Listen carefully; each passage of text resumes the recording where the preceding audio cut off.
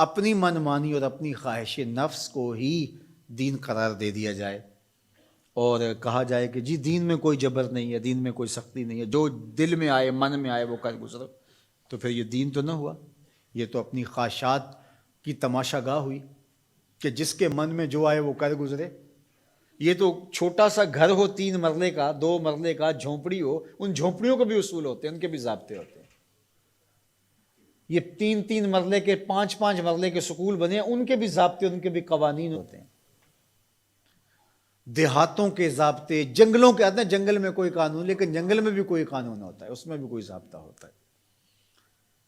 تو کیا اسلام کوئی لاوارث دین ہے کہ ہر بندہ اپنی خواہش کے مطابق منہ اٹھائے اور جو اس کا جی چاہے وہ کر گزرے، اور کوئی اسے پوچھنے والا نہ ہو، اس پر کوئی قدغن لگانے والا نہ ہو، اس پر کوئی پابندی لگانے والا نہ ہو؟ یہ کوئی لاوارث دین ہے؟ اس دین کی بنیادوں میں صحابہ اور اہل بیت کا خون ہے، خود رسالت مآب کا خون ہے اس کی بنیادوں میں، تو یہ کوئی لاوارث دین نہیں ہے۔ تو یہ تشریح خود ساختہ ہے لا اکراہ فی الدین کا مفہوم، کہ دین میں جی کوئی جبر نہیں ہے۔ جبر سے یہاں مراد جو ہے وہ دین لانے میں کسی کو مجبور نہیں کیا جائے گا، باقی جب دین کوئی قبول کر چکا ہے تو پھر اس کے ضابطے، اس کے قوانین اس کو اختیار کرنے پڑیں گے۔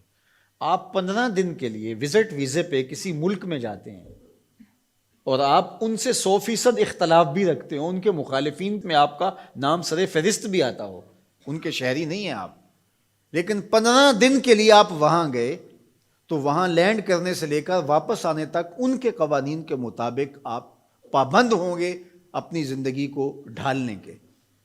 تو یار ایک ملک جو دنیا کے کسی گوشے میں ہے اور اس کے بنائے ہوئے انسانوں کے قوانین، آپ وزٹ کے لیے وہاں جاتے ہیں تو وہاں بھی آپ کو پابند ہونا پڑے گا۔ تو جس دین کو دل اور روح نے قبول کیا ہے اس کے ضابطے کیا قبول ہی نہیں کیے جائیں گے؟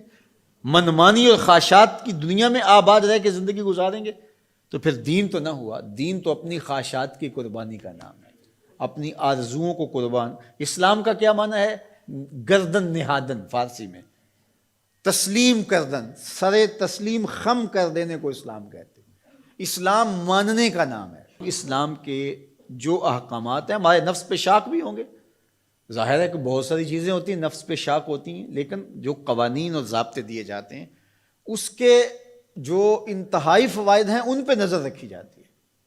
آپ بچے چھوڑنے جا رہے ہیں اسکول میں اور آپ نے دفتر فیکٹری کہیں پہنچنا بھی ہے تو وہاں آپ کو 60 سیکنڈ کے لیے اشارے پہ رکنا پڑا تو آپ بڑے بے چین ہیں کہ پہلے ہی تاخیر ہو گئی، اب واپس میں نے آنا بھی ہے اور فیکٹری بھی جانا ہے اور بچے کو بھی اسکول پہ وقت چھوڑنا ہے اور مجھے یہاں 1 منٹ تک رکنا پڑے گا، لیکن آپ کو رکنا پڑے گا، آپ پابند ہیں رکنے کے۔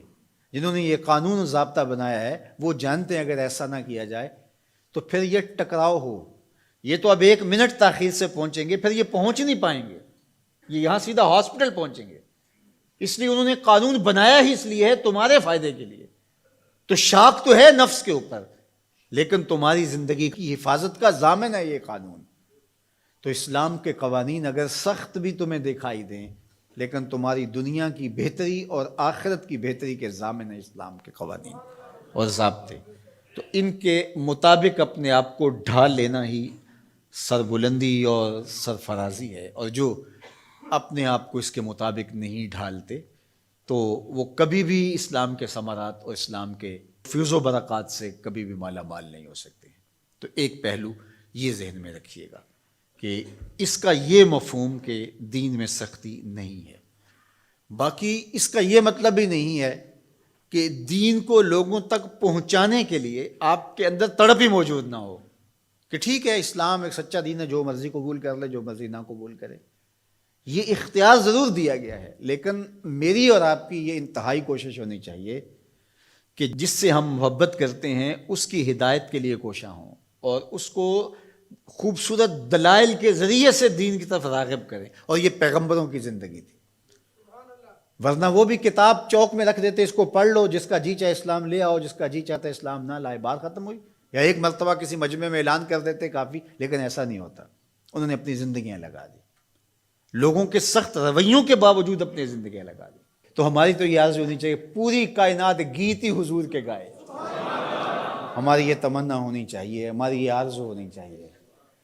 تو میں تو خطبہ سے اپنے یہاں پڑھنے پڑھانے والے سب کو کہتا ہوں کہ اپنی دعوت کا جو پیرایا ہے اس کو ذرا وسیع کرو. آپ اس انداز سے دین کی بات کرو کہ تمہاری بات دنیا کے تمام طبقات کو قابل قبول ہو. اور انشاءاللہ وہ وقت آئے گا، صحیح حدیث میں لکھا ہے، طے شدہ امر ہے کہ ایک وقت آئے گا کہ پوری دنیا کے اوپر جھنڈا صرف میرے حضور کا ہوگا. پوری دنیا کے اوپر ہم نہ دیکھ سکے تو ہماری نسلیں ضرور دیکھیں گی انشاءاللہ، اور وہ وقت آ کے رہے گا اور وہ شانیں ظہور پذیر ہوں گی.